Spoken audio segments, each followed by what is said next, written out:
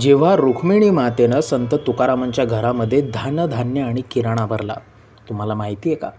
ही गोष्ट आहे तेव्हाची, जेव्हा संत तुकाराम अध्यात्माच्या मार्गावरून चालत होते. त्यांनी पूर्ण वैराग्य पत्करलं होतं. मात्र तो काळ दुष्काळाचा होता. संत तुकारामांचं घर हे खानदानी सावकारी करणार होतं. मात्र तुकाराम बुवांनी अध्यात्मासाठी वैराग्य पत्करलं होतं.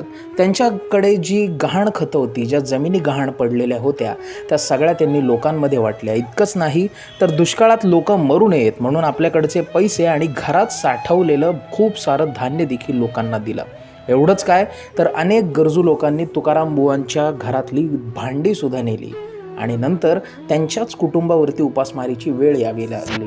काही वेळा तर तुकाराम बुवांकडून, त्यांच्या बायकोकडून त्यांचे कपडेसुद्धा लोकांनी नेले. इतकंच काय, तर त्यांच्या चुलीतले निखारेसुद्धा लोक घेऊन जाऊ लागले.